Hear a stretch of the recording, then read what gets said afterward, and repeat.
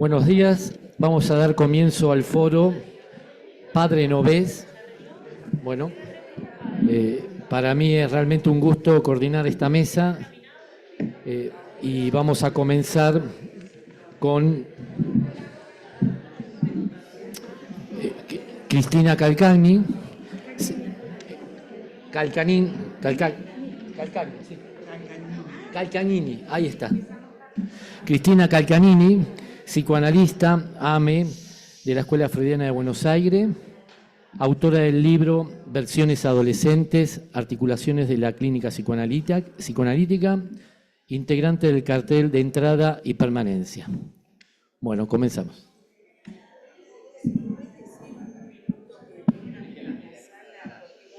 ¿Pueden acercarse a la sala, por favor?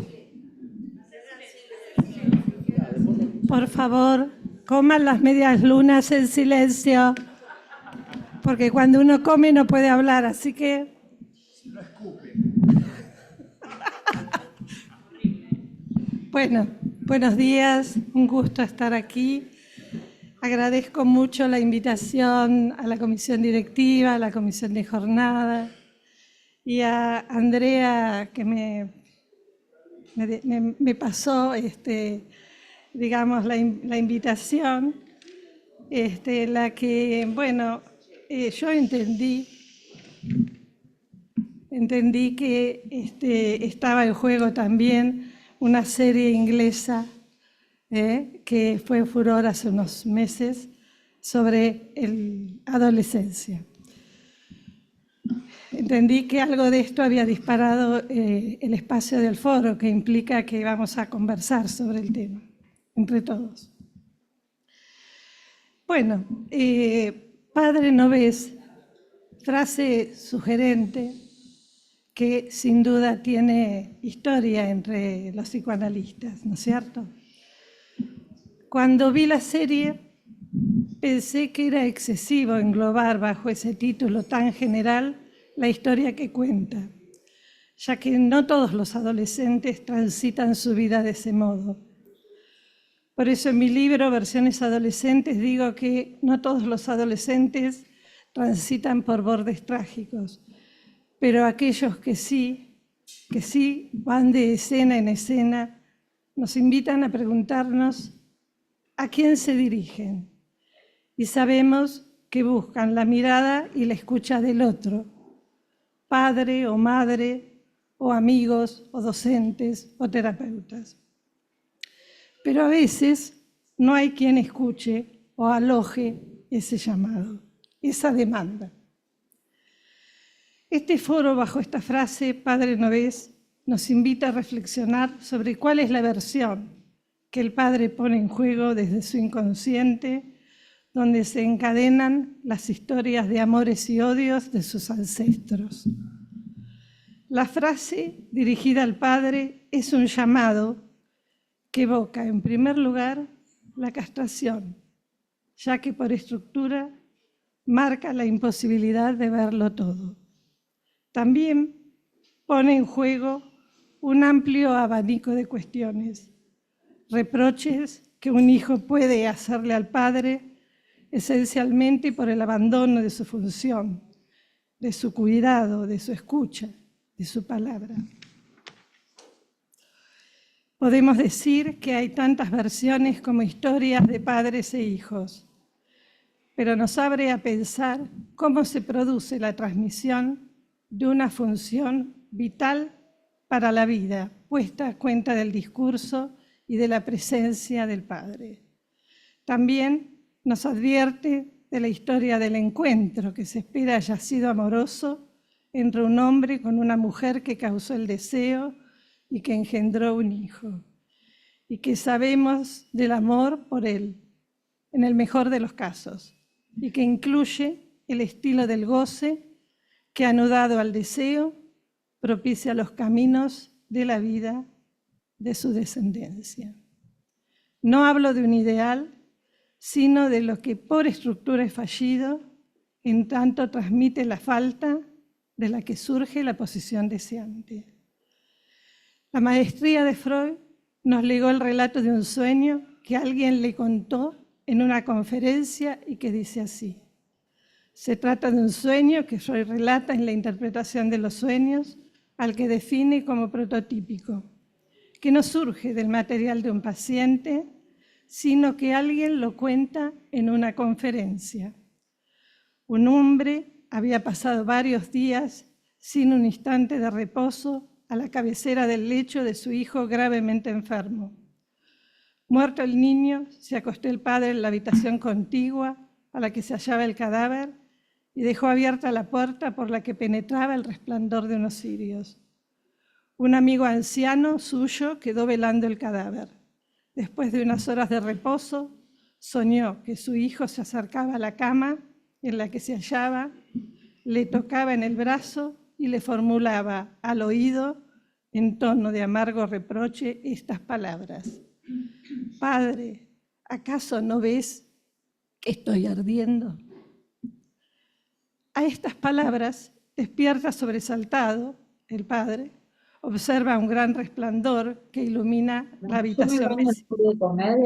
Corre a ella y encuentra dormido al anciano que velaba el cadáver del hijo y observa que uno de los cirios había caído sobre el ataúd y había prendido fuego la mortaja.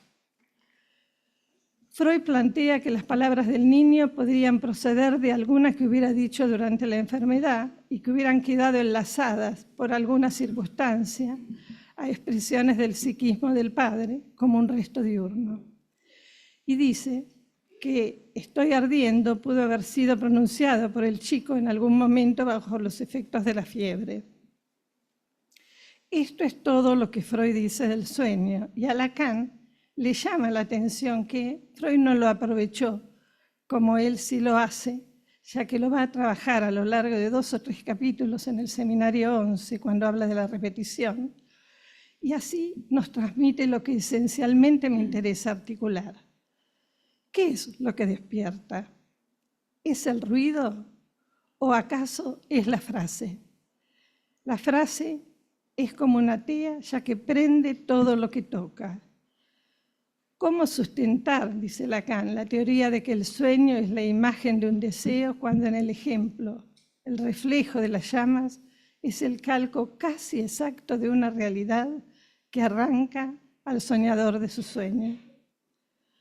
¿Por qué no evocar el misterio que transmite este sueño de ese mundo más allá? ¿Quién sabe? Quizá nos quiere transmitir algo de esos secretos compartidos entre el padre y el niño, que viene ahí a decirlo y dice qué es lo que quema. Y bueno, lo que quema son los pecados del padre. Es cierto que el nombre del padre sostiene la estructura del deseo y la ley, pero la herencia del padre son sus pecados. Planteo que Lacan va a desplegar en el seminario 6 cuando trabaja la problemática de Hamlet. Siguiendo la pregunta por lo que despierta del sueño, Lacan ubica que lo que despierta es algo que traduce el sueño, la casi identidad de lo que está pasando, la realidad misma de una vela que se ha caído y que prende fuego el lecho en el que reposa el hijo. Se trata entonces de la realidad sexual que el sueño revela y que repite algo fatal, un encuentro fallido entre el sueño y el despertar, entre quien desea seguir durmiendo y cuyo sueño no sabremos, y quien solo soñó para no despertar. No se trata de seguir durmiendo, sino quiero poner el acento en lo que despierta, y lo que despierta es lo real. Lacan plantea que hay algo que maravilló a Freud en este sueño, ya que hay algo del más allá que se hace oír, del más allá del principio del placer, del campo del goce, ese fuego que quema porque alcanza lo real, ese reproche, esa voz que se hace oír y denuncia la mirada protectora del padre, la ausencia de esa mirada. Frente a lo real, Lacan nos enseñó a pensar que hay esquicia, que podemos definir como un mirar para otro lado.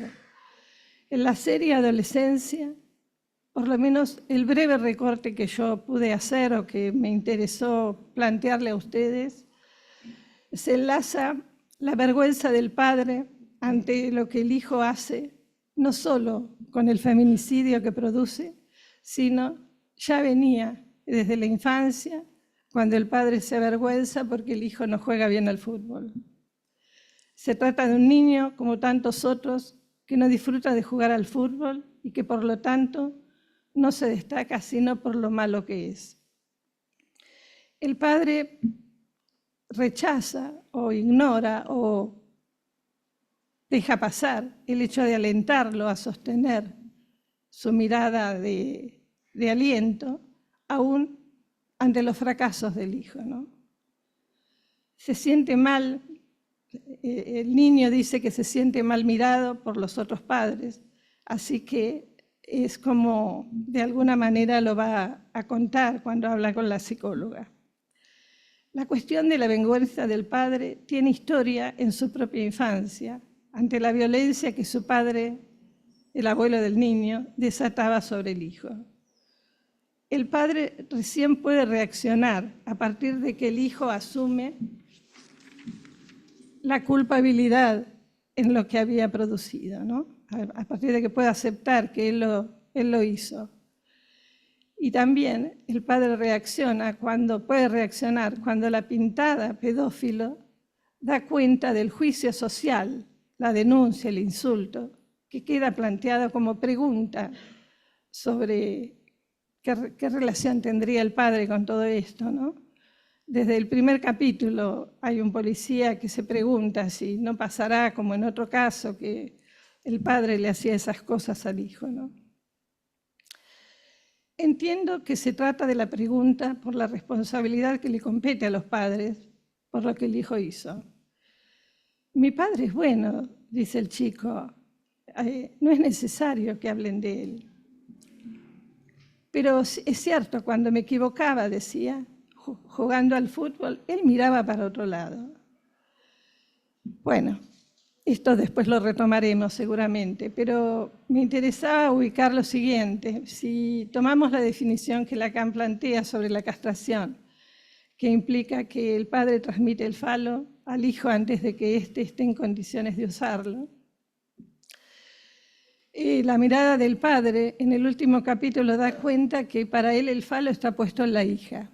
Podría ser que este hijo representara, digamos, este hijo que lo avergüenza.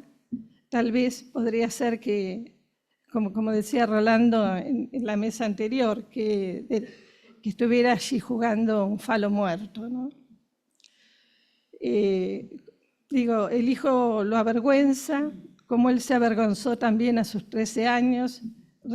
Hay una escena del baile estudiantil en el que el padre se presenta ridículamente con una peluca rosa, se cae en la pista y se lastima y sale corriendo con una frase que dice, estoy sangrando. El padre dice que a partir de ahí, cada vez que se cruzaba con los compañeros le decían, estoy sangrando.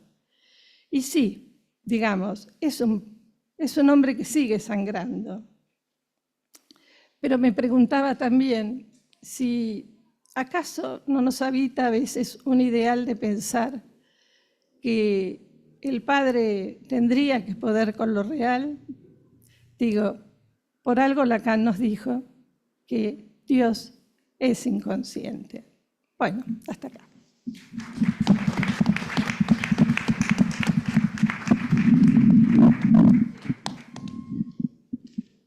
Bueno, gracias Cristina. Ahora vamos a pasar a Santiago Deus, psicoanalista, analista miembro de la Escuela Freudiana, donde dicta seminarios y participa de diversos espacios. Santiago. Bueno, gracias. Gracias Ale, Rodrigo, a la comisión directiva y a la comisión del coloquio. Y gracias Andrés por presentar esta mesa. Para mí es un lujo estar en esta mesaza, podríamos decir. Padre, ¿no ves? Texto del sueño recogido por Freud en la interpretación de los sueños. Sueño de una paciente que a la vez retoma un sueño escuchado en una conferencia sobre los sueños. Sueño del sueño del sueño. Extraño bucle, como si Freud nos dijera de un sueño que nos interpela a todos. Y se trata de un hijo que arde de fiebre, de un hijo que muere, de un padre dormido, de un anciano dormido, y de sus autorreproches, y de un deseo, que el hijo viva. Qué buena lectura la de la CD de relacionar este decir del texto de Freud con la magnífica serie Adolescencia, que toca temas de candente actualidad, como son los femicidios, la misoginia, el pasaje al acto homicida, el bullying, las redes sociales y la adolescencia, el acoso sexual web. Un montón. ¿Cómo se juega allí en esta serie este padre no ves? Recojo el decir de algunos de los protagonistas. Alguna parte la saco porque ya vi que Chris la estuvo trabajando, pero recojo el decir de algunos de los protagonistas de la serie. El protagonista principal es Jamie, un adolescente de 13 años, parece más un niño que un adolescente, y dice esto que recogía Chris de podía ver a papá mirando para otro lado, esto que ella estuvo trabajando de la mirada, ¿no? Podía ver a papá mirando para otro lado cuando él jugaba al fútbol, ¿no?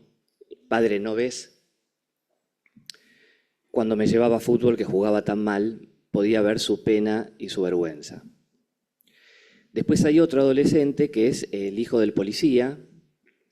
Es un hijo que va al mismo colegio que Jamie, más grande que Jamie, pero comparte el mismo colegio. Y el policía está haciendo las investigaciones dentro de la institución. Y el hijo le dice en un momento al padre policía, me daba pena verte tan perdido, le dice, ¿no? Padre, ¿no ves? Estabas buscando el cuchillo homicida, pero ¿viste Instagram?, le dice.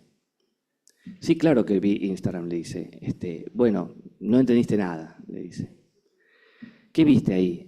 Por ejemplo, le dice este hijo al padre policía, ¿no viste el comentario que le pone la chica que es asesinada a Jamie? Ah, sí, estaba interesada en él. No, le dice todo lo contrario, se estaba burlando de él. Y hace alusión a un comentario que es un chile, una dinamita y una pastilla roja. Dice, todo tiene un mensaje, le dice el chico al padre. Eso significa que este es un incel célibe involuntario. Este no coge nunca. Está fuera del deseo. Y trae a colación el decir de un personaje nefasto real, Andrew Tate, es un influencer que creo que está preso, inglés, misógino y que tiene cargos de criminales contra las mujeres, pero que es un influencer en ciertos adolescentes y trae esta famosa regla del 80-20, muy común entre los adolescentes, no solo de Inglaterra, de que el 80% de las mujeres elige a solo el 20% de los varones, con lo cual el 80% se queda fuera. Bueno, le dice el hijo al padre, Jamie estaba siendo justamente nombrado como de ese 80% fuera. Es un incel. Atención landrófera, le dice el hijo al padre. El padre no ve la violencia del hijo, no ve el crimen, a pesar de que la policía le muestra el video y lo sigue empujando a que el chico niegue el hecho hasta el final, cuando, bueno, como Chris decía, el mismo pibe dice, quiero cambiar mi declaración. No podía mirarlo en el fútbol, no podía ver las burlas de otros padres, es el decir de este papá sobre el hijo. Primero lo llevó a fútbol y anduvo mal. Después lo llevó a boxeo, duró dos clases. El chico dibujaba. Y finalmente le dan la compu donde, bueno, el pibe se encierra ahí junto con otros y se la pasa todo el día en el cuarto encerrado. Y podríamos decir que ahí la compu encausa, potencia toda la agresividad. Y finalmente el decir de la madre, que está como ausente y distante en toda la serie, y sobre el final dice, debimos mirarlo más, debimos detenerlo. Sí, detener la violencia de Jamie, pero también la propia, ¿no? La de ellos mismos. Pero dice, debimos mirarlo más. Presencia entonces de una mirada de vergüenza, pena y vacío sobre Jamie, que no hace falta propiciatoria, no hace resto fecundo, como dice Lacan a propósito del objeto del deseo. No hace resto fecundo en el deseo del otro. Frente a lo cual el sujeto colapsa en una imagen especular rota, disociada, fallada. Su decir es: no soy bueno en nada, soy feo. Certeza, la que el pasaje al acto intenta arrancar y perforar. Nunca conseguirás, es la burla cruel y condena que reciben los incel del 80-20. Son los que se quedan fuera, los no populares, los que están fuera del sexo, del amor, del deseo del otro. Finalmente, entonces, ¿qué es lo que hay que ver? ¿Qué es lo que hay que ver del sujeto? ¿De la violencia de Jamie? Sí, por supuesto, pero se ve la violencia de las 3 generaciones. Como decía un poco Lacan a propósito de la psicosis, que para ubicar la emergencia de la psicosis hay que pensar en 3 generaciones. Quizás algo homólogo podríamos decir el pasaje al acto homicida.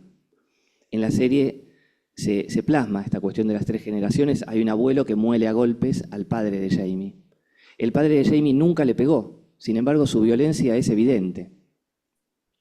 Si ven los personajes masculinos, todos los policías, el padre, son todos musculosos, grandotes, ¿no? Hay algo ahí dicho también desde la imagen. Pero la violencia del padre es evidente y de hecho, bueno, se desata en más de una ocasión en la serie. ¿Qué es lo que hay que ver de la imagen especular, rota y disociada, acosada por un fuera del deseo, que el nunca lo conseguirás explicita? Fuera del deseo que la burla y crueldad entre pares exacerba, junto con la exigencia de ser popular como mandato superyoico. Hay que ser popular para colmar el yo ideal. Un poco quería tomar mínimamente ese eje del yo ideal y de la imagen especular. Tomé una frase de Lacan del Seminario 17, donde dice que lo que Freud sostiene con fuerza es que el verdadero sostén, la consistencia de la imagen especular, del aparato del yo, es que está sostenido interiormente por el objeto perdido, del cual el yo no es más que revestimiento, a través del cual se introduce el goce en la dimensión del ser del sujeto. Claro, pero ¿qué sucede cuando este objeto perdido, verdadero sostén de la imagen especular, no oficia como causa de deseo que enlaza el goce, sino como vacío y frío desecho de goce? Y a propósito, una última referencia de un texto de Benjamín Dommel, en su último libro sobre la eficacia del psicoanálisis, que trabaja Benja el tema del yo ideal. Dice: es de lo imaginario, aparece en la pantalla el yo ideal, el espejo plano, como imagen virtual, pero depende en el plano simbólico de lo que opera como falta propiciatoria en el sujeto, que se produce entre el deseo materno y la terceridad que introduce el nombre del padre. En la psicosis, dice Benjamín, el niño no logra identificar la imagen que ve en el espejo. Bueno, podemos decir no solo en la psicosis, como dice Lacan, hay para toda una serie de casos, como dice en el 11, ¿no? Hay algo de lo que no se logra identificar en el espejo o que permanece como roto. Me recuerda al decir de un paciente que hablaba del síndrome del impostor. Es un paciente que funciona muy bien en el ámbito social, tiene un buen puesto y qué sé yo. Dice: en el fondo siempre me siento un incapaz. Y 2x3 le devuelve algo del espejo ese real. Finalmente, entonces, ¿qué es lo que hay que ver del sujeto, de Jamie? Son sus dibujos, esos que no fueron registrados, que quedaron debajo del ring, a la espera de que alguien los suba a la escena. Nada más.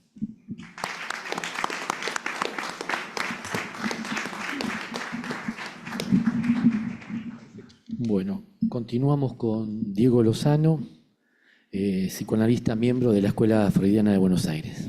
Diego. Bueno, tengo el celular, pero no estoy viendo las redes sociales. No. Leo. Primero quisiera empezar con un nombre que es el recuerdo de una canción de Cerati que fue el ícono de mi adolescencia, de mi generación, y durante muchos años fue un ícono de adolescencia, tanto que escribe esta canción a los 46 años y seguía siendo un adolescente maravilloso, y escribe la canción que se llama Otro crimen quedará sin resolver. Elegí este nombre porque fue una dificultad que me encontré al trabajar sobre la serie, no resolver el crimen, ¿no? Porque la desesperación de encontrar la manera que restituya algo que lo salve a este pibe, ¿no? Me parece que esa fue como la resistencia que tuve todo el tiempo, que quizás sirve para trabajar en el foro, ¿no? Cómo hacer para no estar tentados de resolver el crimen, ¿no? Bueno, el tema nace en la comisión organizadora del coloquio. Agradezco a los compañeros y a las compañeras de la comisión organizadora, a Andrés por sostener la invitación en el foro. Estábamos trabajando el No del Padre y la nominación y era un lunes, y empezamos a comentar la serie Adolescencia, y ahí también junto a eso surgió el sintagma, Padre, ¿no ves que estoy ardiendo? Bueno, como decía Cristina, es una cita de la interpretación de los sueños de Freud. Yo tenía que era el sueño de una paciente de Freud, no sabemos si Freud nos estaba mintiendo, pero bueno, creo que dice eso, que es el relato de una paciente que es el resto diurno, o sea, ella lo sueña, la paciente de Freud sueña con esto a partir de un sueño que contaron en una conferencia. Lo escuchó. Claro. Pero ella, lo que yo leí es que ella va a la conferencia, escucha el sueño, lo sueña y después lo toma como resto diurno. Ah, bueno. Nosotros lo tomamos. Claro. Sí. En tanto sintagma, lo tomamos en este caso para interrogar algo de la estructura del sujeto del inconsciente. La serie Adolescencia tiene un lenguaje plano en la secuencia única de una cámara tipo dron que lo ve todo como un ojo sin párpado, en un tiempo continuo y sin mensaje y sin montaje. Primer plano tipo selfie. Se trata del crimen realizado por un adolescente. Les propongo que sigamos allí las hebras del sintagma. Padre, ¿no ves? Para intentar leer en la ficción algo del sujeto del inconsciente. Este no es el índice de algo a reponer, de lo no visto, de lo oculto, de lo que resuelve el crimen, aquello que nos permitiría hacer psicoprofilaxis. Lacan sitúa los crímenes, incesto y parricidio en la raíz del Edipo y dice, esta primera situación por la que aún somos deudores de la iniciativa freudiana. Esto es de funciones del psicoanálisis en criminología. El crimen funda el Edipo, en tanto Freud sitúa en los crímenes de incesto y parricidio una crisis dramática que se resuelve en estructura. No es una confrontación abstracta delineadora de una relación. Lacan diferencia así la lectura estructural del reflejo de una realidad relacional, social o cultural. En 1950 es este escrito donde agrega, no se puede captar siquiera la realidad concreta del crimen como crisis dramática que se resuelve en estructura sin referir esta a las estructuras radicales transmitidas inconscientemente por el lenguaje. 1958, 8 años más tarde, respecto de Hamlet, otra ficción criminal de un adolescente, un incels, Lacan ubica entonces el crimen en las hebras de la estructura. Sin significante no hay más que continuo y discontinuo. No hay articulación. Solo se habla de articulación en términos estructurales, porque está el significante. Hay algo de la serie que hoy hablábamos que hay como una especie de banalidad del mal. Pareciera que en los términos de la serie uno se puede ir a dormir y al otro día encontrarse meado y con un cuchillo en la mano sin que medie nada, ¿no? El nombre de la mesa abre una hebra para la estructura. Lacan nos propone, por la vía del significante, leer el crimen en las hebras de la estructura, dice en Hamlet. Pero nosotros tomamos, Padre, ¿no ves que estoy ardiendo? En tanto sintagma, siguiendo la articulación significante como un orden cerrado. Entonces, no se trata de la conducta, la relación abstracta, lo que debemos extraer del sintagma o de la ficción. Es lo que el Padre no ve, lo que el no del Padre ve en tanto orden significante.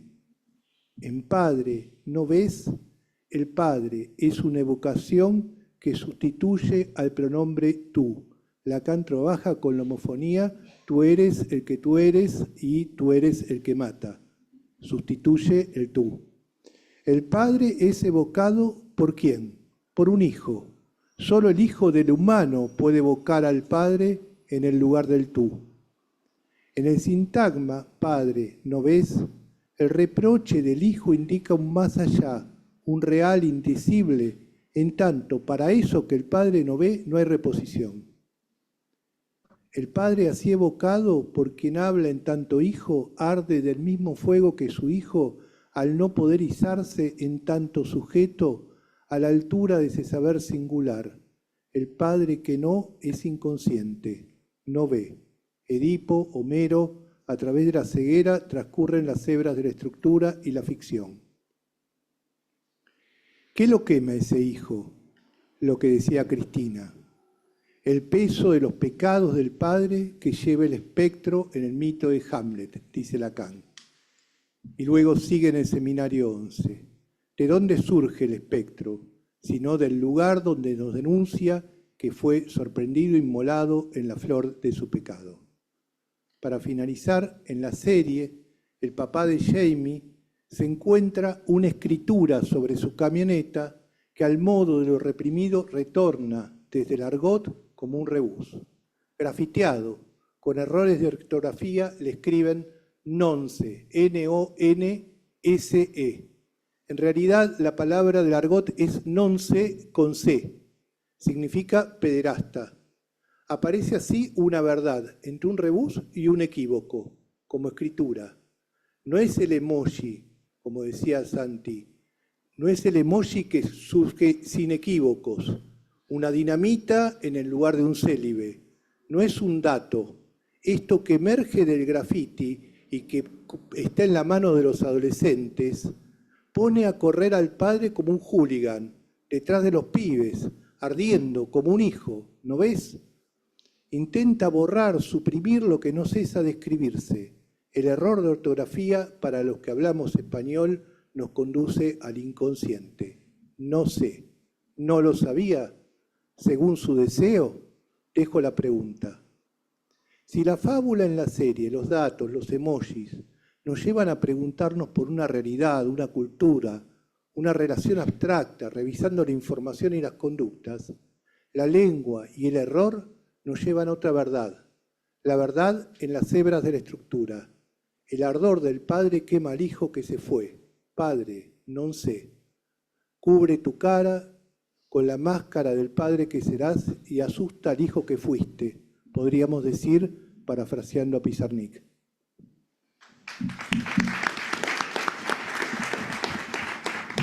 Gracias, Diego. Bueno, ahora pasamos a Analía Mekdesian de Nanclares, psicoanalista AE, psicoanalista AME de la Escuela Freudiana de Buenos Aires.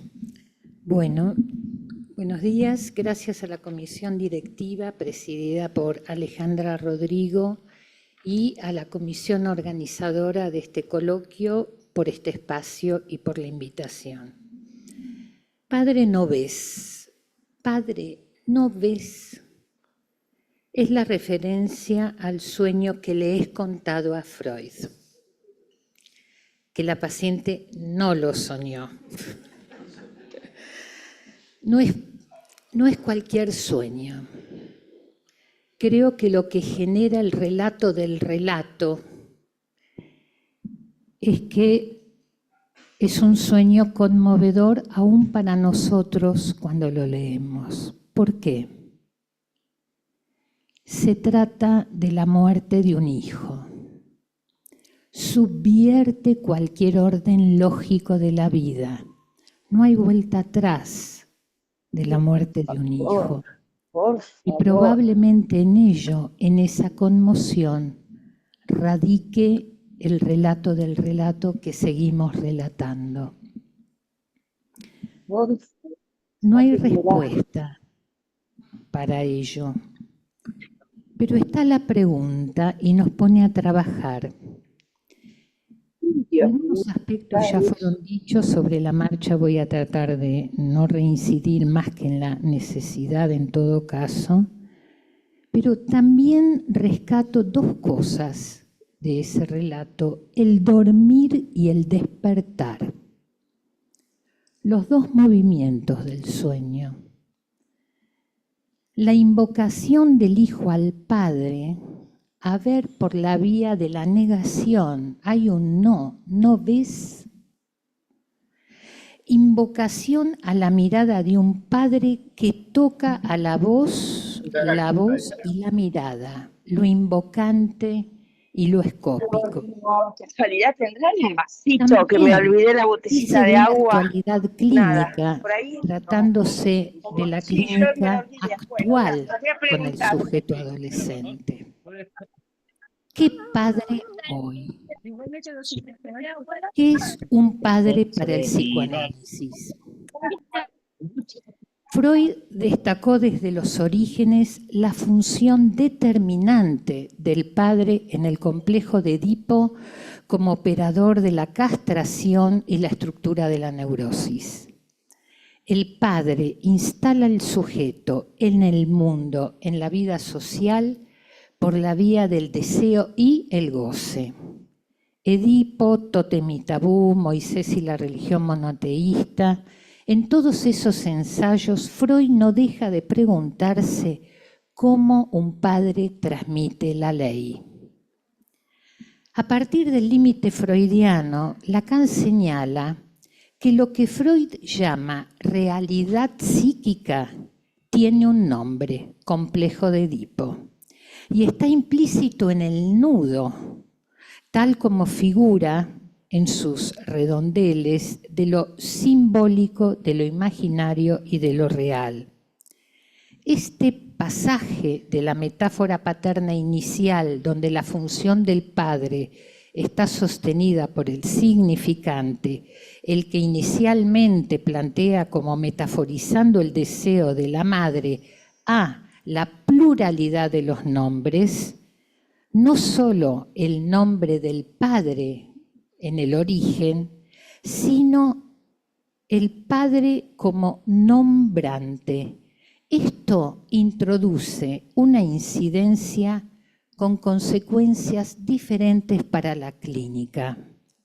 No solo el padre como nombre en el comienzo, sino el padre nombrante.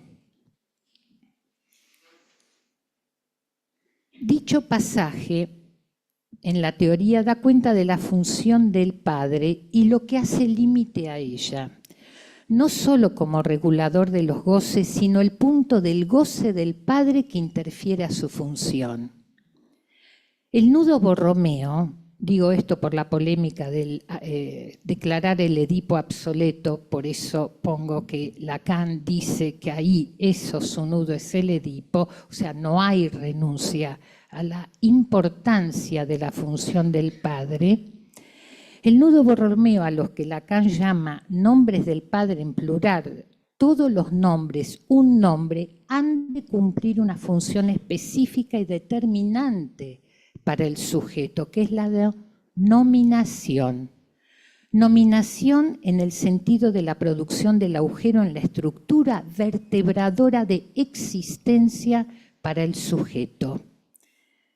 Hacer que el nudo opere como eficacia de la operación analítica implica entonces el vaciamiento de los goces en cada uno de los cruces, el del sentido que coagula por el hecho de ser habitados por y ser sujetos del lenguaje, el de la pregnancia fálica, cuando apelamos a la persistencia de un saber que no hace falta, y el de un goce que da consistencia al otro cuando el saber se presenta como absoluto. Así, el nombre del Padre deviene Padre del nombre como nombrante. Pues bien, se trata entonces de un eje que nos han dado, que es la serie adolescencia. ¿Qué es un adolescente? ¿Qué implica el pasaje por la adolescencia? Sabemos que todo lo que tiene que ver con adolescencia son las pautas culturales que ofrece una época determinada a la cual los jóvenes se identifican.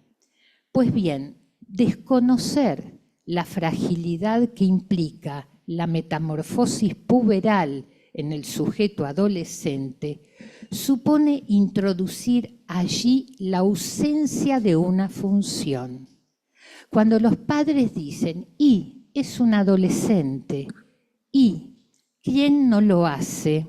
En épocas actuales, donde, como lo dijeron acá, el bullying es un top trending, el ciberbullying, allí el grooming en el caso de las chicas, alcohol y drogas, el uso de la pantalla y de las redes sociales, el aislamiento de los jóvenes en sus cuartos, donde pasan extensas horas del día fijados a sus celulares. Pues bien, padre, ¿qué quieres ver? Padre, ¿no ves? Hay algo en la serie que llama muchísimo la atención, no me voy a detener en todos los elementos que trae, donde el hijo le dice, ya en la primera escena, cuando lo detienen, yo no hice nada, le dice mirándolo al padre. Papá, ¿me crees que no hice nada? Por supuesto que te creo, le responde el padre. Eres mi hijo, ¿no es así? Nombrado para esto, eres mi hijo, y que no pueda ver, condena a este hijo a que en la última escena, como lo dijo Santiago, sea él, con sus escasas herramientas, quien diga, voy a cambiar mi confesión. Bueno, muchas gracias.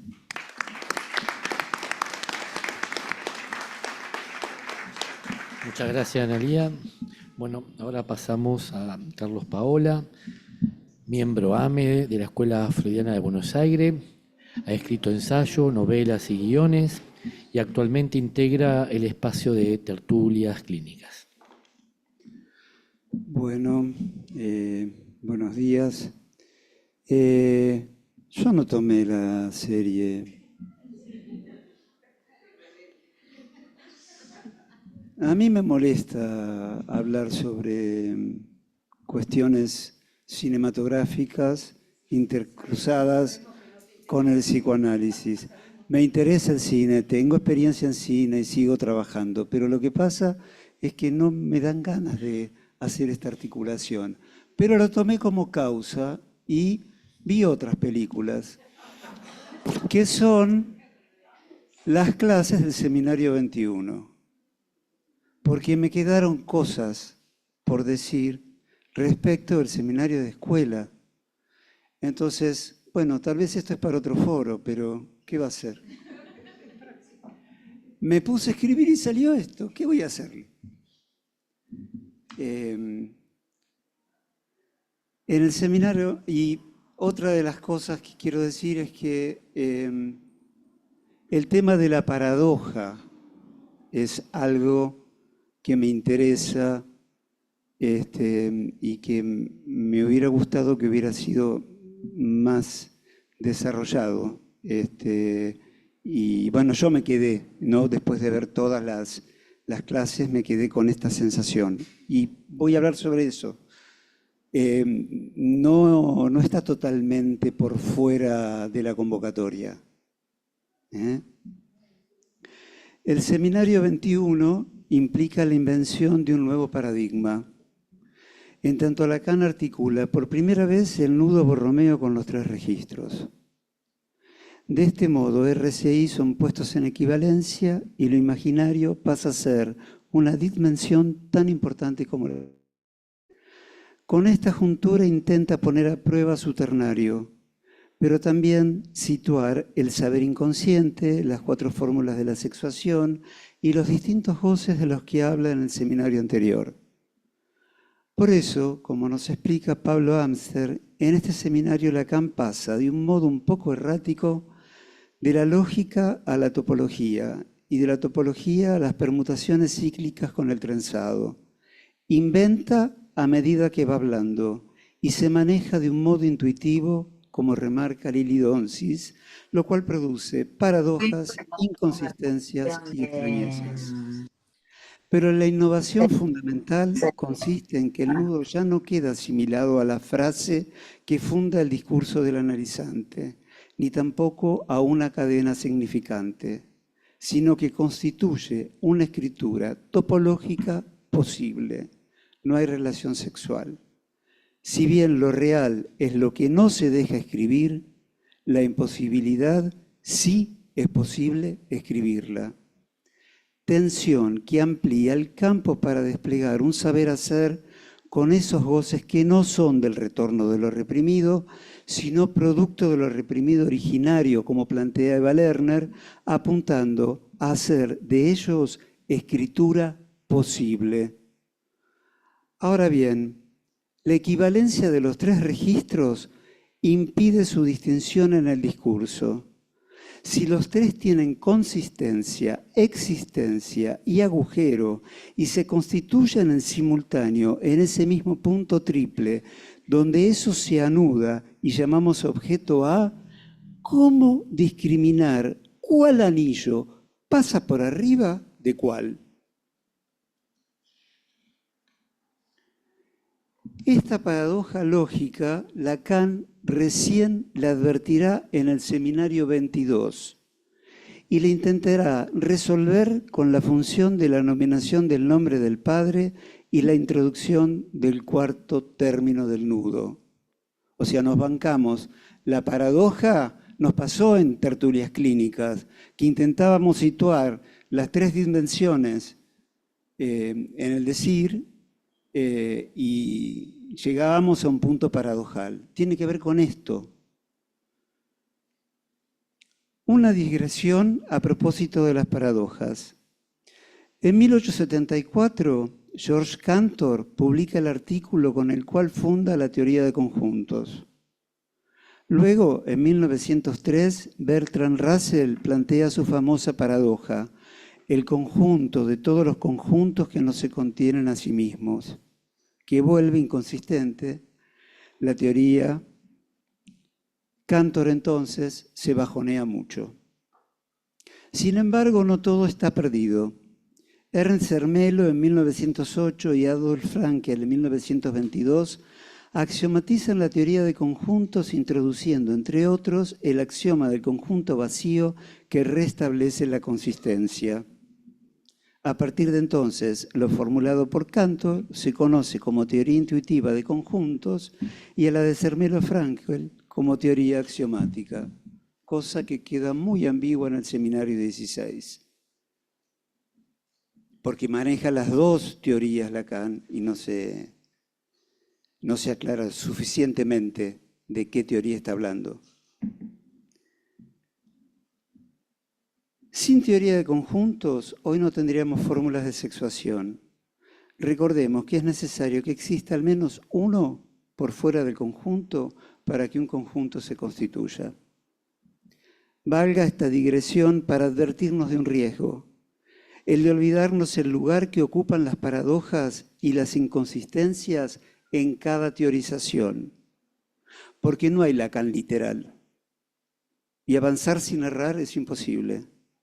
Tampoco es cuestión de bajonearnos como Cantor al descubrirlas. Abierto el tema de las paradojas, conviene aquí distinguir 2 clases. Una, como vimos, que viene de la lógica, cuando se produce la oposición de 2 proposiciones con justificación suficiente. La otra, que viene de la tradición narrativa, y está sostenida en la lógica aristotélica de la inversión de las apariencias, que consiste en un encadenamiento de acciones y aparenta conducir a cierto fin, pero que en el clímax sufre un efecto de desmentida de las expectativas. el saber se convierte en ignorancia o el no saber en revelación. La serie, eso sí voy a decir, la serie Adolescencia maneja a la perfección este tema de la paradoja, esta cuestión narrativa donde en la narración lo que se devela, digamos, tiene que ver con la imposibilidad. Esta última clase de paradojas se enlaza con el equívoco vía homofonía, que es otro tema novedoso del Seminario 21. Cuando emerge el sentido, los no incautos yerran y cae el de los nombres del Padre, esa caída es un develamiento, en tanto evoca que ningún sentido le conviene a esta falta primera introducida en el lenguaje. Aún dos paradojas del tipo narrativo. Las dos caras del objeto A y los dos no del Padre. De la acción vaciadora del significante queda un resto que le resiste. Lacan va a nombrar objeto A tanto a ese vacío como a ese resto. Así llega a decir en el Seminario 21 que su único invento tiene dos caras. Una real que escribe el vacío causa del deseo y la otra que imaginariza ese vacío con las especies de objeto A, obturándolo y configurando las distintas modalidades de goce, ¿no? Otra paradoja narrativa, porque, digamos, pasamos del agujero a la obturación y de la obturación al agujero. Para concluir con la última paradoja, traigo un recuerdo. En ocasión de preparar una actividad destinada al fenómeno del fútbol en el espacio de centramientos, al cual tuve el honor de pertenecer, Alba Flesler propuso trabajar una pregunta. ¿Por qué, si los jugadores conocen las reglas del juego, en los partidos son necesarios los referees y los jueces de línea? En el Seminario 21, Lacan retoma, como sabemos, la pluralización de los nombres del Padre, tema interrumpido 10 años atrás con la excomunión. Entonces trabajaba las distintas versiones del Padre en Freud. En Totem y Tabú se trata tanto del Padre gozador como del Padre muerto, que instaura la ley y el deseo. En Moisés y el monoteísmo, el Dios Padre, presentado en sus diferentes nombres, Yahvé, Adonai, Elohim, Shaddai, todos atravesados por la castración y posibilitando el amor. Luego, en la clase 10 del Seminario 21, aunque no acuerde totalmente con la participación del amor en la identificación propuesto en Psicología de las Masas, Lacan dice que allí está indicado que el amor tiene que ver con lo que él aisló bajo el título del nombre del Padre, y que no sería posibilitado por la identificación del niño con el Padre, sino por cómo el nombre del Padre sea moneda en el otro materno, quien es reducido a traducir ese nombre por el no que dice el Padre. Y acá, nuevamente, la paradoja narrativa. Hay dos clases de no que dice el Padre. El no que separa al niño del objeto, interceptando el adosamiento, pero también el no, como sabemos todos, a la función fálica desde el lugar de la excepción. Porque recordemos que es necesario que exista al menos uno por fuera que le diga no a la función fálica para que se pueda constituir el conjunto de para todo X, phi de X. Pero atención, como explicó Silvia Amigo, la excepción es tan fálica como el conjunto que se constituye con su exclusión. En tanto, para la teoría de conjuntos, no hay lo uno sin lo otro. Ahora sí, agarro el título del foro. Del sueño, Padre, ¿no ves que estoy ardiendo? Freud dice que el soñante realiza el deseo de ver a su hijo aún con vida. Deseo de burlar lo irremediable, la castración, surgido de las circunstancias de la muerte. Como dice Cristina Marrone, Allí lo real hace volumen, en la voz que invoca la mirada de ese cuerpo que arde, sacrificio del Hijo por sostener el goce del Padre de la excepción. Pero a su vez, el Hijo que arde es subrogado, privilegiado de ese Padre que sueña. Entonces, ¿se trata del sacrificio de quién? Volviendo a los jugadores, por más que conozcan bien el reglamento, harán falta referees y jueces de líneas para garantizar que ninguno goce de la excepción a la regla. No por nada, los argentinos todavía nos seguimos regodeando de la mano de Dios. Bueno, muchas gracias a la comisión directiva, a la comisión organizadora, a Andrés Grispo y a quienes me causaron la invitación, Andrea Rodrigo,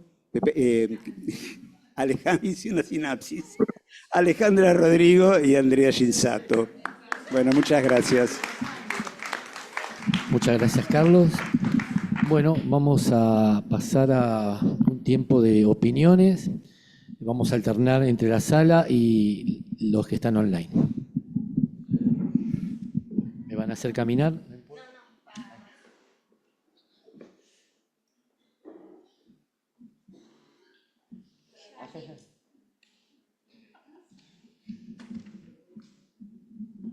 Las damas primero. Bueno, gracias. Bueno, muchísimas gracias al panel y bueno, me gusta esta modalidad de foro como para poder dialogar, porque me inspiraron a preguntarles algo, que voy a hacer un comentario y después la pregunta. Veníamos hablando hasta ahora, digamos, los psicoanalistas, en relación a el Edipo, Tótem y Tabú, el parricidio, ¿no? La muerte del padre, la muerte simbólica del padre y qué significaba, cómo operaba en la estructura, ¿no? Este panel, bueno, algunas otras cuestiones, se habló de Hamlet también, ¿no? Entonces, del padre no ves que hablo.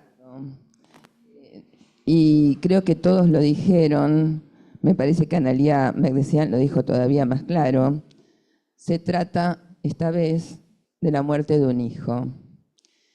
Quiero preguntarles, si se trata de la muerte de un hijo, y también en relación de lo que mencionó Carlos Paola recién respecto del goce, podemos pensar que tanto en la serie como en lo que se va presentando en la clínica actualmente, donde la adolescencia no ocupa, digamos, el plazo de tiempo, sino que se extiende, porque encontramos cuestiones más allá de los 30 o de los 20 y pico, que parecen a veces tratarse de adolescencias o lo que llamábamos adolescencias. No se trata de algo donde efectivamente por la caducidad o la escasez de la función paterna y uno en el film también podría preguntar en la serie ¿y qué pasa con el deseo de la madre frente a eso? No se trata de una estructura donde desde lo paterno hay algo de la renegación en juego, de la estructura de la renegación tal como, bueno, como la pensamos respecto de cierta perversión en eso de no ver el lugar del hijo o no ver cuál es la función paterna. Algo de esto está operando, digamos, está funcionando en el lazo de esa renegación. Bueno. Bueno, muchas gracias por lo que fueron proponiendo. Una cuestión que me apareció así bastante de inmediato al escucharlos es la diferencia entre la visión y la mirada.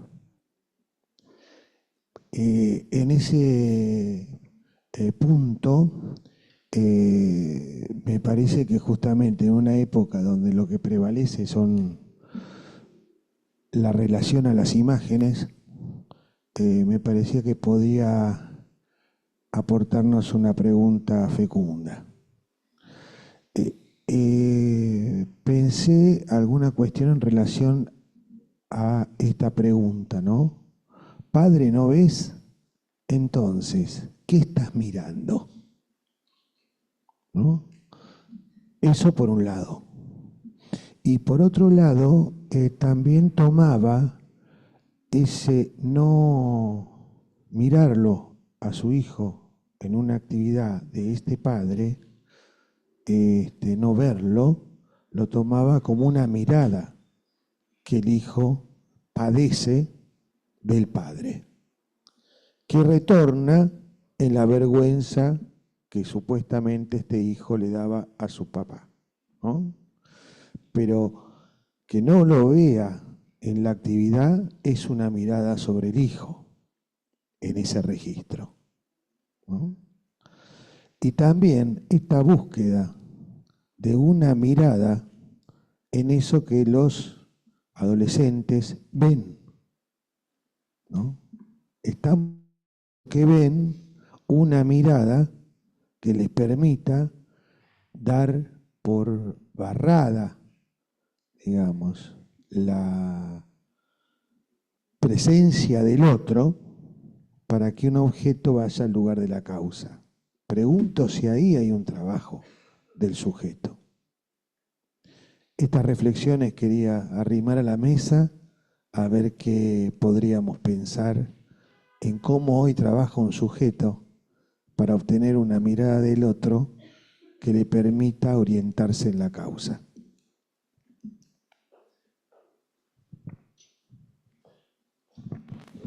Gracias. Gracias por también los trabajos y la interlocución básica.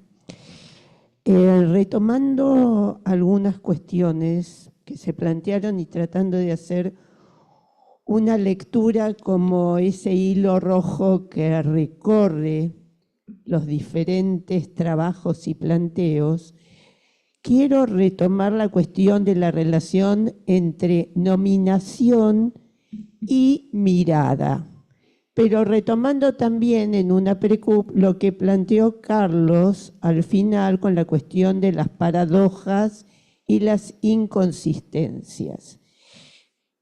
No sé si hay renegación de padres, obvio que puede haber en alguna posición subjetiva algo de la renegación, pero me parece que cuando los adolescentes van a las redes sociales y van a la computadora, hay una búsqueda de una mirada total, ¿sí? Una mirada omnividente, que es muy diferente de la mirada singular y fallada y fallida de cada padre o madre que ocupan un lugar de esa mirada a la cual siempre le va a faltar algo, pero que es la única posibilidad de una nominación efectiva. Me parece que una nominación efectiva, y es la pregunta también por ahí que quiero traer, una nominación efectiva tiene que ver con la paradoja y la inconsistencia, que si hay una mirada total, esta que también Cristina llamaba el ideal de un padre que transmita lo real como totalidad, ahí no hay nominación posible. Lo traigo como pregunta. Gracias. Pasamos a la mesa, después volvemos a los comentarios.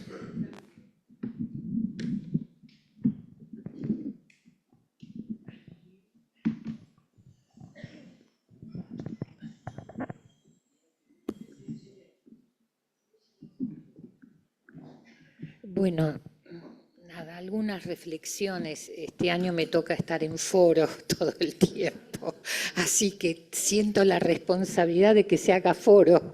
Así que hablemos de nuestras reflexiones, que por supuesto son reflexiones acotadas a los márgenes de tiempo y demás. No voy a responder uno por uno, me queda trabajando lo que Adriana, Martín y vos traés, me parece interesante. Yo creo que hay una transformación muy fuerte que quedó en evidencia después de la pandemia, porque los consultorios explotaron con los jóvenes, ¿no? Hubo un estallido. Todo ese tiempo de pandemia donde muerte en lo real y el tránsito mismo de lo que supone la emergencia del real sexual que toca la imagen, la mirada, la constitución narcisística primaria obviamente reenvía a la mirada del otro, cómo fui mirado, cómo me mira. Y en ese punto de cómo soy mirado, pero que además es constitutiva del narcisismo, sin eso no hay existencia posible, justamente en la adolescencia el intento no solo es el cuestionamiento a la autoridad parental, sino la travesía de la autonomía, lo que se llama la autonomía, que nunca es auto, siempre es refractaria al otro, sino la ruptura de una identidad asignada por el otro en la búsqueda de una identidad propia. Digo en la búsqueda porque esa es la travesía, que es un agujero que se empieza a recorrer entre la causa y la fijación como objeto al otro, o como objeto o como falo imaginario. Pero esto sería un desarrollo muy extenso, pero lo quiero señalar como dos distinciones diferentes. Quedar coagulado en la mirada del otro como puro objeto. Alguna vez supervisé hace muchísimos años en el Tobar una madre que filmaba todo el tiempo a su hijo y llevaba a los profesionales el video de ese hijo. No podía decirse más que de esa mirada absoluta. Que no hay posibilidad de que salirse de esa mirada nos habla de una grave posibilidad de constituirse como falo imaginario del otro. Ahora bien, esto se pone en cuestión y es allí donde tenemos la dificultad, y creo que hay una dificultad actual agregada, que el modo en que encuentran los jóvenes ahora una representación, no es como en otro momento el profesor que me rescata, es en TikTok, es en las imágenes que ven, y de eso, cuando se cierra la puerta, no se sabe. Todos sabemos por padres que vienen y dicen, yo no sabía, es decir, esto impone algo en relación a la mirada, que una cosa, Adriana, es una renegación estructural y estructurante, y otra cosa es la posición de renegación como fijeza a un rasgo. Bueno, a ver si esto, sigamos hablando.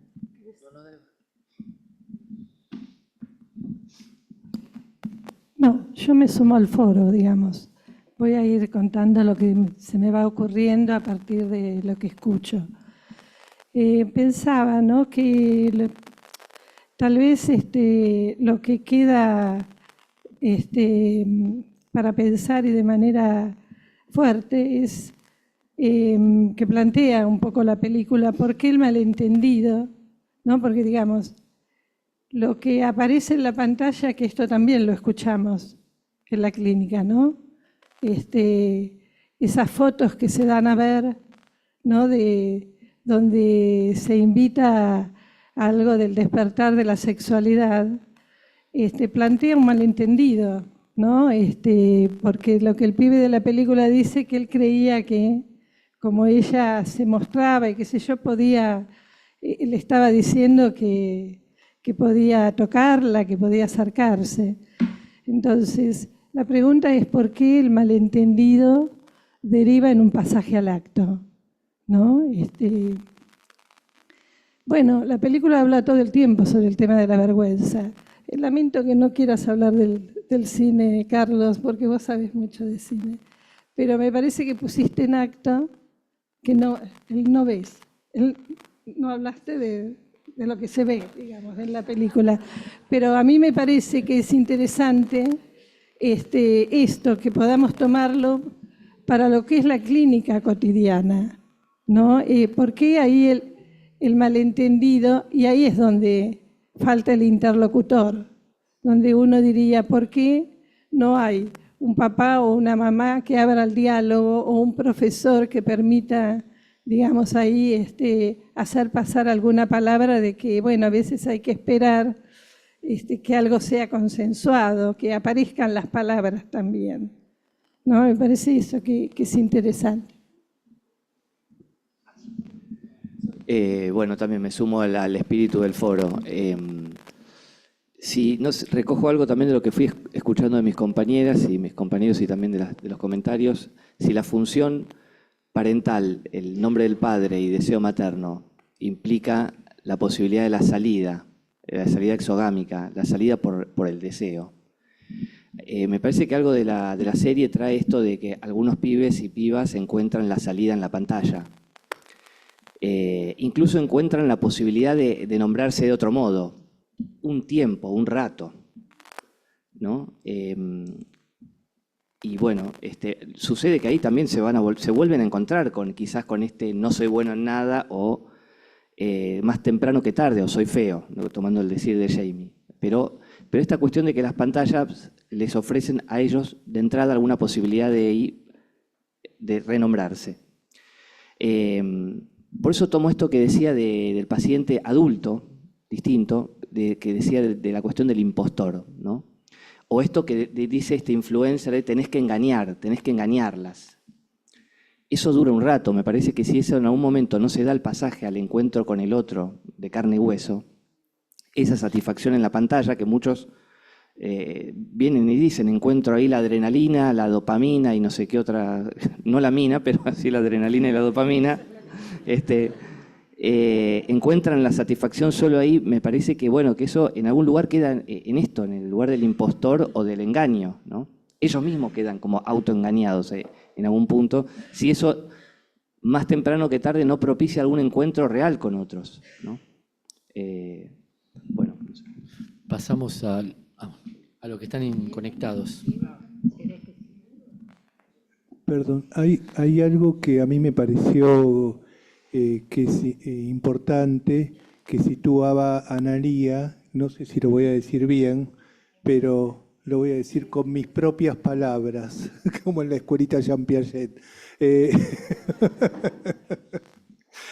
Que decía que, bueno, que lo que era realidad psíquica en Freud era el Edipo que anudaba, ¿no?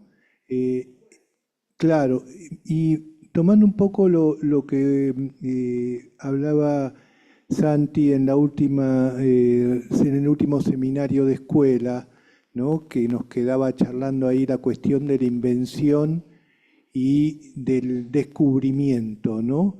¿Cómo, me preguntaba yo, cómo situar ahí algo que no hay, podríamos decir algo de la invención, que haga descubrimiento, que descubra algo, en los términos estos que toma Freud en Construcciones en Análisis? Es decir, bueno, muy esquemáticamente, la construcción del lado del analista, la vivencia en la repetición del lado del analizante, ¿no? Pero decir, bueno, ahí poder, quizás no está, pero inventar algo de esta llave, ¿no? Que pueda salir de ese universo de datos, ¿no? Tengamos en cuenta que hay rasgos que para mí están en el lenguaje, que son la generación de Thatcher, estos padres, ¿no? Del thatcherismo. Y que Thatcher decía, bueno, no queda otra, no me acuerdo, nuestro presidente lo dijo, no queda otra, es esto y no queda otra, ¿no? Mark Fisher, que es un teórico del postmarxismo, dice, el capitalismo es inexorable, se va a acabar el mundo antes que el capitalismo, ¿no? Entonces, hay algo, más allá de los fenómenos que esto describa, que en el lenguaje de lo inexorable, de que esto que sucede con el chico, para estos padres es inexorable. A mí me conmueve y me hace tener esperanzas en el futuro, lo cual no sé si es bueno, pero los adolescentes, porque los adolescentes pescan que hay que estabilizar, como dice Lacan en Funciones del Psicoanálisis en Criminología, dice, bueno, el crimen es juzgado porque hay que estabilizar algo de lo social, no importa si lo hizo, si no lo hizo, si quién fue. Hay que estabilizar algo de lo social, y los pibes agarran un aerosol y le pintan un graffiti. No van a la policía a ver a quién detienen y si juegan a Rambo con la camarita y qué sé yo. Agarran y le pintan un graffiti y se lo pintan mal, ¿no? Entonces, y después, cuando los padres no pueden con su banalidad, ¿no? Con su pobreza, digamos, y dicen, bueno, nos vamos a vivir a otra ciudad.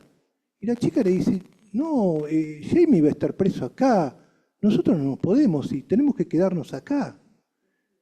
Claro, y ahí el pibe lo llama y dice, bueno, voy a pagar por esto, ya está, ¿no? Entonces, bueno, me parece que hay algo que la serie, en un plano, es un poco que es criminalizadora de la adolescencia, en otro plano hay algo que los adolescentes aparecen pudiendo decir algo, poner algo en el decir, que el mundo adulto se encuentra muy empobrecido, ¿no? Esto de la criminalización del adolescente, a mí me parece que hay que tener un poquito de cuidado con lo que es esta serie, porque me parece una serie maravillosa, está excelente, está muy bien hecha, la tensión es manejada de una manera maravillosa, pero es, en primer lugar, un caso singular. Digamos, está muy bien planteado el contexto, pero es un caso singular. O sea, por eso me gustó lo que dijiste de criminalización del adolescente. No caigamos en eso, no necesariamente porque los pibes estén mucho tiempo con las redes, eso los va a convertir en criminales. Ojo con eso, que es un deslizamiento que se puede dar. Lo he escuchado no acá, pero lo he escuchado en otros lados. Eso quería aclarar. Por otro lado, hay algo que una vez en una reunión con colegas estábamos hablando de nuestros hijos que eran adolescentes hará unos 15 años atrás. Y una de las cosas que dijimos es que sabíamos 10.000 veces más de nuestros pacientes adolescentes que de nuestros hijos. Es más, nos enterábamos de algunas cositas que podían estar haciendo por lo que contaban los pibes. Pero siempre existe esta cosa de el cambio de generación. Eso, bueno, hasta ahí. Alejandra. Bueno, hola. Me quedé pensando, escuchándolos, en algo que se me ocurrió en este momento, respecto de que no hay continuidad entre padre Novés del sueño freudiano al padre de la serie. No hay continuidad. Lo voy a decir de este modo. Padre Novés que estoy ardiendo es una interpelación al Padre, un llamado al Padre en ese sueño. O sea que hay un Padre a quien apelar. Está bien que es el sueño del Padre respecto de la muerte del Hijo, pero voy a tomar la letra solamente del sueño. Y voy a tomar de algún modo la letra de la serie. Por eso me gustaba esto que decía Carlos de lo singular de lo que presenta la serie, ¿no? La letra siempre es singular. Entonces, digo, ahí no hay padre a quien apelar, no hay padre a quien apelar. Entonces, a partir de eso, el pasaje al acto homicida, podríamos preguntarnos, ¿a quién mata este chico en la figura de la compañera, ¿a quién está matando? ¿No? Digo, si ahí el pasaje al acto, que no es un acting, que es un pasaje, o sea, no hay padre a quien llamar, no hay otro a quien llamar, si en ese pasaje al acto cabría preguntarse o cabría preguntarnos si no hay allí algo de un parricidio. Pregunto, es una cosa que se me fue ocurriendo a partir de escucharlos. Ahora pasamos a Cristina Ochoa. Bueno, gracias. ¿Se escucha? Sí, sí. Bueno, muy agradecida a los trabajos porque escuché distintas lecturas, distintas dimensiones que introdujeron respecto de una convocatoria que ya implicaba una gran complejidad, ¿no? Por esto de el sueño y esta reflexión respecto de la adolescencia. Algunas cuestiones. Me parecía que ese sueño, como dice Carlos en relación también a la serie, tienen un límite para la producción, para la interpretación. Y Freud lo dice explícitamente, digamos. Hay un límite para poder interpretar algo del orden de la singularidad. No se trata de nadie en análisis. Entonces, como dice Freud, es el relato de una analizante que refiere el sueño que escuchó en un conferenciante. Entonces dice, el sentido es el sentido que dio el conferenciante. Él lo único que puede decir es marcar una complejidad, pero no avanzar en interpretar algo del orden de la singularidad. Lo digo porque me parece que es una cuestión ética la que está en juego, ¿no? Él dice, seguramente está sobredeterminado, tiene algo que ver con los restos diurnos, hay algo del orden del reproche, y bueno, y después continúa. Pero digo para contemplar este límite. Aún así, a mí me parece que la convocatoria nos invita a trabajar sobre versiones, como, ¿no? Digo, uno trabaja sobre un discurso, sobre un texto. Entonces, en ese sentido, me preguntaba, ¿no? ¿Qué es lo que se juega como no ver? Aunque también hay un deseo de ver, porque el sueño dice de alguien que deja a otro para velar y que desconfía de que ese señor mayor, guardián, pueda sostener la vigilia. Freud también hace alguna alusión a la responsabilidad del padre, ¿no? Bueno, no me quiero extender porque, bueno, ahí se abre otra línea, pero en relación al no ver, y a esta pregunta que también introducían en la mesa y alguien también en las intervenciones, que se trata de la muerte de un hijo. Me preguntaba que ese sí es un anudamiento que a mí yo escuchaba interesante respecto de la adolescencia.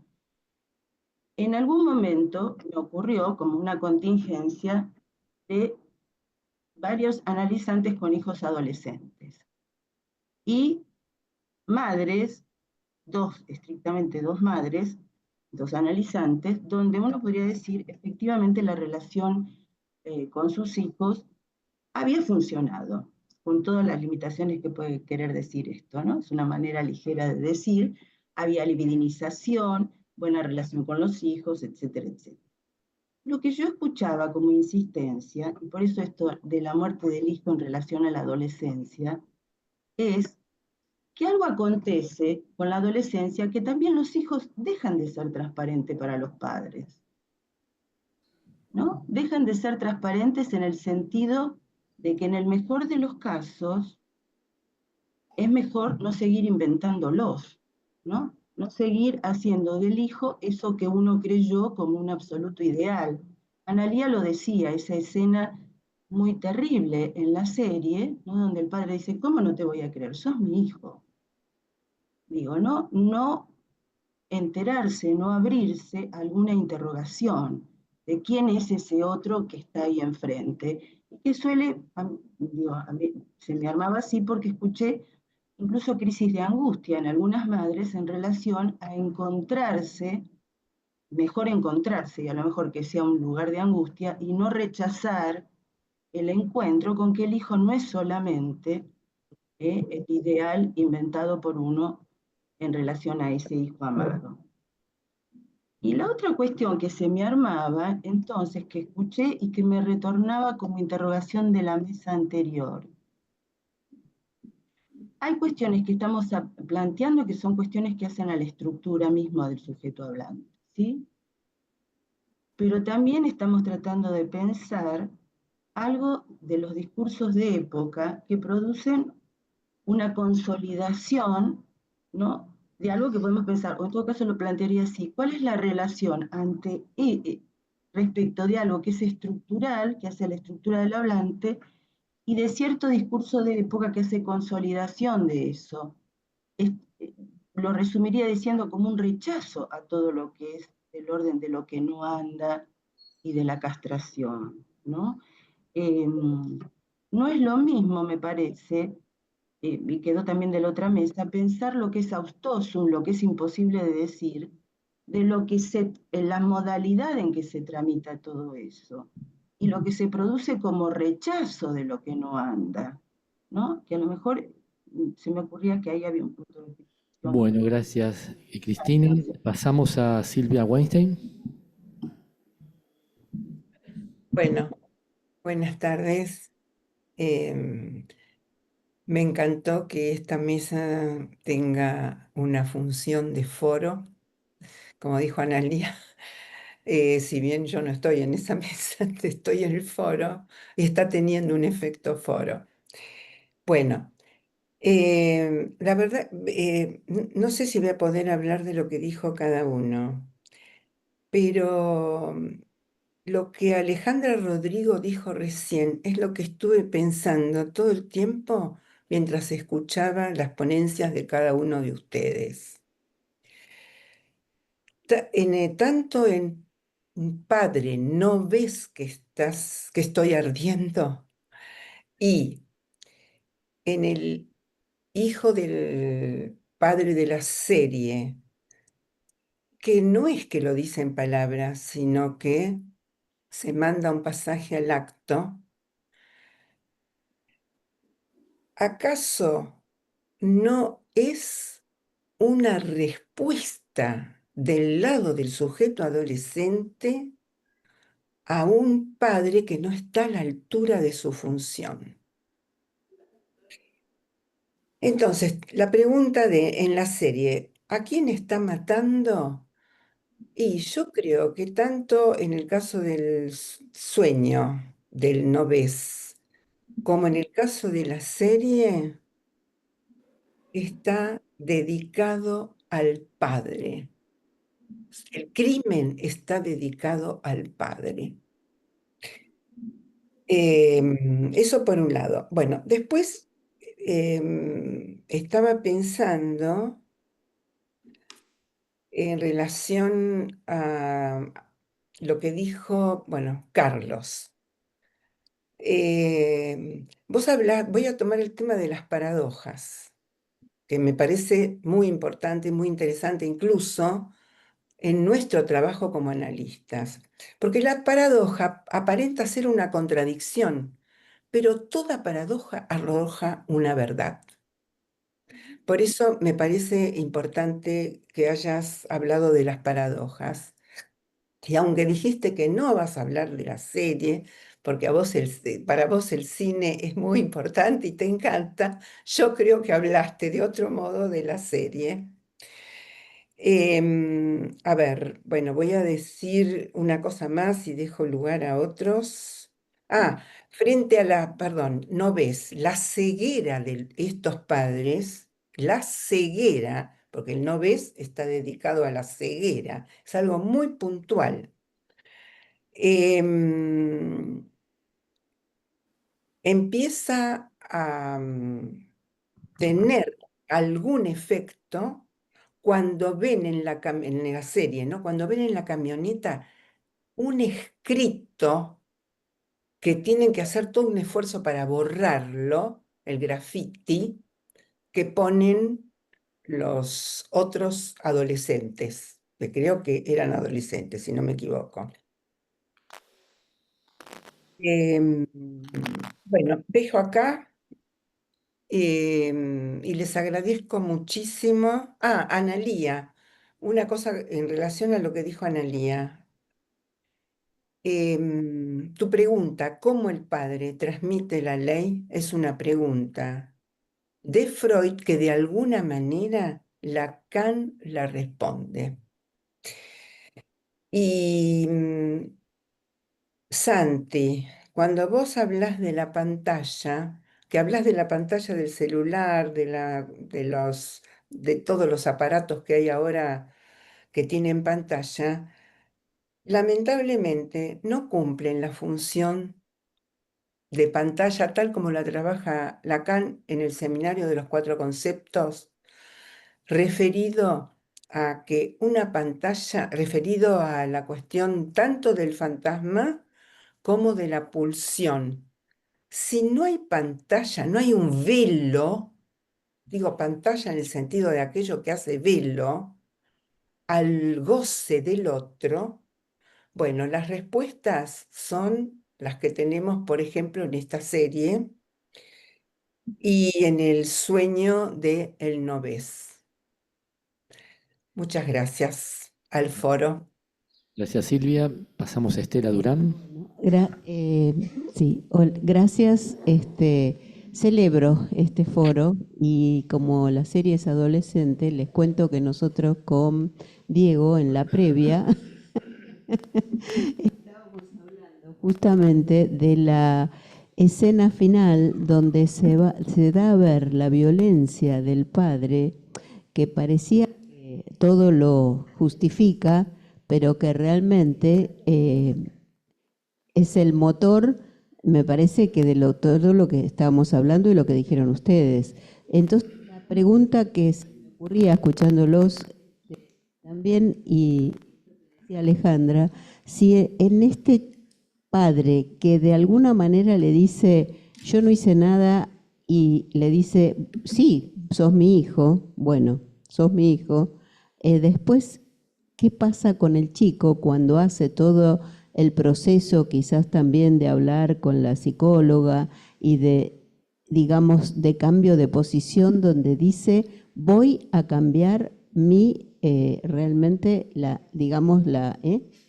declaración? Es decir, me parece que ahí hay un pasaje, posiblemente podríamos decir, en vez de un pasaje al acto, podríamos decir un pasaje a, sí, quizás matar a ese padre impotente que le propició esta cuestión de pasar al acto porque no podía ser de otra manera, pero después él puede hacerse cargo de lo que hizo y decir voy a cambiar mi declaración. Quizás ahí ese cambio de posición, no sé lo que piensan, da a leer algo también.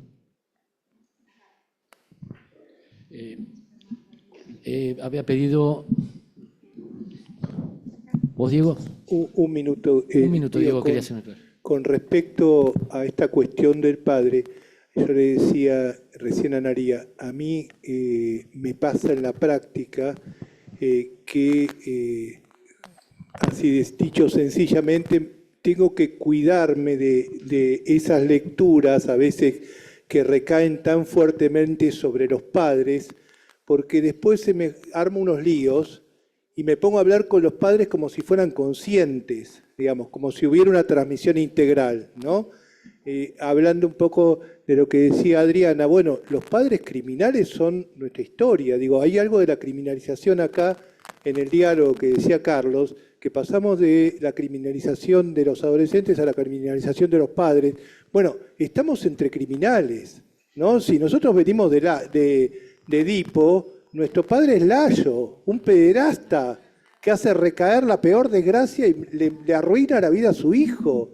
El padre de Hamlet, bueno, ¿no? Actualmente Homero Simpson, ¿no? Como Macbeth. Eduardo. Sí, gracias. Quería, se me ocurrieron dos preguntas. explicación. Acércate, Eduardo. Hola, hola. Se me ocurrían dos preguntas en todo el movimiento, bueno, del foro, ¿no? Que me parece un efecto interesante, el deslizamiento de las preguntas. Y aparecían dos preguntas en el marco del foro de alguien que también que se presenta como excepción, yo no vi, y después se mete, ¿no?, en la misma línea en relación a la función y los límites de los límites y la función del padre. Y dos preguntas. Una, la primera pregunta, que es la que está planteada, que es padre no ves. Analía planteaba, padre, ¿qué querés ver? Y se me ocurrieron dos preguntas más. Padre, ¿hasta dónde podés ver? Que es el límite de la función del padre. O sea, un padre que se plantea como excepción, pero después queda atravesado, digamos, cae. Uno podría decir, del lado femenino de la sexuación queda también caído de ese lugar de excepción. Y ¿qué es lo que en una época donde todo se da a ver, qué es lo que no se ve cuando todo se da a ver? ¿Qué es lo que retorna renegatoriamente cuando todo se da a ver? Que me pareció... Y como final diría, Carlos planteó lo de la mano de Dios. Hoy no podríamos gozar de eso, porque hoy está el bar que lo ve todo. Y ahí había evidentemente un padre que no veía, que no vio. Hoy ese padre lo vería porque está el bar. Y bueno, esto, ¿qué no se ve cuando todo se ve? ¿Qué es en una época donde todo se da a ver? Esto lo planteaba un poco también, algo en relación a lo renegatorio. Bueno, eso. Pasamos a Marta Rieti y después volvemos a la mesa. Tal vez sea la creencia de que todo se ve. Bueno. Marta. Hola. Sí, hola. Bueno, les quiero agradecer a todos y a todas que están en este foro, porque todo me gustó muchísimo, muchas cosas ya se han dicho, pero yo quería decir esto, me quedé pensando en esta vigencia de cierto ideal de que el padre, creo que dijo Cristina, el padre tendría que poder con lo real, ¿no? La vigencia de cierto ideal. Luego, cuando Santi habla del pasaje al acto homicida y el incel célibe involuntario, y estas 3 generaciones, ahí donde este padre que fue molido a golpes, termina siendo un padre violento, esta violencia, como yo ahí se me juntó, no sé, en el Nonce, cuando este grafiti que le ponen ahí en el auto al padre, esto de pederasta sería, ¿no? Esta violencia, se me juntó, el padre es como el padre viola al hijo, es como esta violencia en violación, lo digo, pero por supuesto me refiero al equívoco de la palabra, ¿no? Y después se me juntó también con esto que Diego decía, lo que el padre no ve, bueno, lo dijeron todos, pero lo que el no del padre posibilita ver, posibilita lo agrego. Él dijo lo que el no del padre ve. Yo digo lo que el no del padre posibilita ver, que sería que no puede con todo lo real, ¿no? Bueno, y esto que Analía citó me parece importantísimo, que desconocer la fragilidad adolescente puede suponer, también digo, ausencia de una función, ¿no? Como dice ella. Bueno, por ahora era eso, esos comentarios. Gracias. Volvemos a la mesa.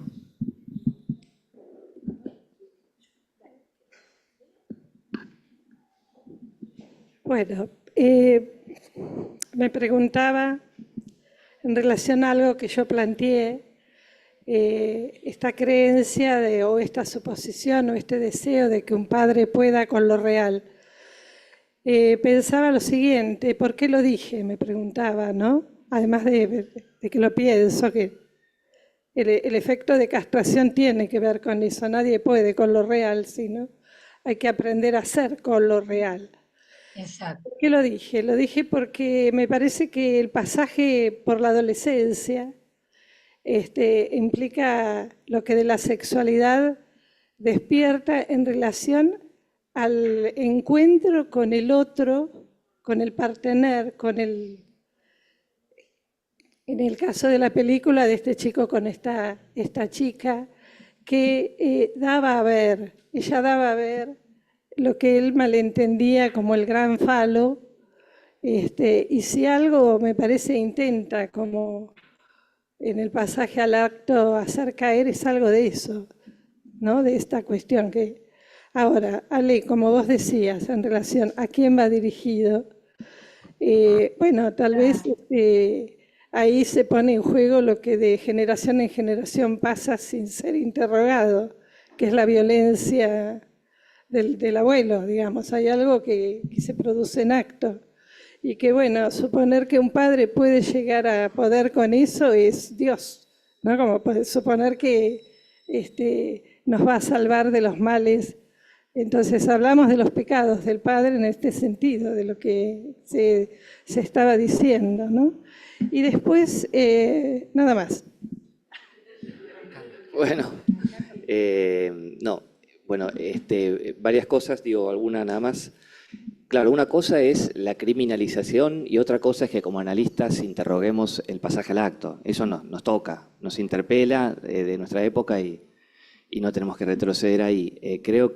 No creo que la serie criminalice a la adolescencia, para nada. Sí muestra algo muy descarnado, incluso de la crueldad entre los pares. Pero bueno, me parece que habla de lo descarnado de qué lugar se les está ofreciendo, o qué poco lugar, o qué lugar empobrecido o muerto, bueno, varios significantes que usaron en el foro.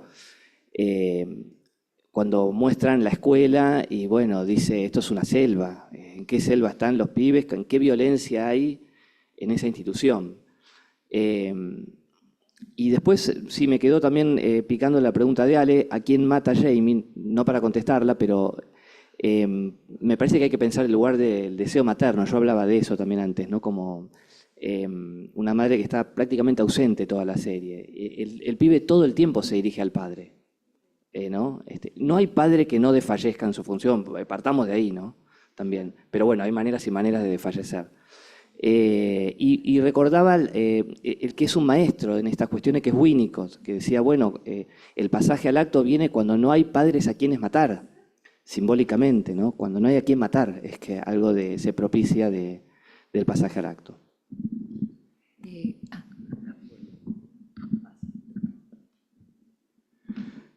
Bueno, respecto a lo que decía Silvia Weinstein, sí, estoy totalmente de acuerdo.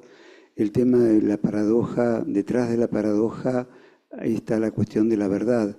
Y me parece que es una de las maneras de intentar escribir lo real. De todos modos, la paradoja, hice esta distinción de lo que es la paradoja en el sentido de la lógica que entra en contradicción, que eso también hay una verdad en juego porque permite pasar a otra cosa. O sea, no tendríamos conjunto vacío si no se hubiera producido la paradoja. O sea, el aparato conceptual se va armando a partir de las paradojas que se encuentran. Esas por un lado. Y las paradojas que yo llamé narrativas, porque vienen de la narración, es cuando de un sentido se pasa a otro. Hay una inversión de las expectativas, que no es una contradicción. Y ahí está jugada la verdad. Eso por un lado. Con respecto al padre que dice, que sueña, que supuestamente un padre soñante, yo lo que creo y se escapa, me parece, esta dimensión, es que el que sueña es el padre. Por lo tanto, no es el hijo el que dice, es el sueño del padre. Por lo tanto, yo tomo al hijo que arde como subrogado del padre. Es el soñante el que arde. Y la otra cosa de que la escuela es una selva, estoy totalmente de acuerdo con lo que decís, Santiago, pero no nos olvidemos de una cosa. Yo tenía 14 años y a la salida del colegio venía la gente de Dios, Patria y Familia y nos cagaban a cadenazos. Hubo varios que quedaron con tajos, con traumatismo de cráneo. Es decir, yo honestamente creo que cuando hablamos de la selva que puede ser la escuela, ¿acaso alguna vez no lo fue?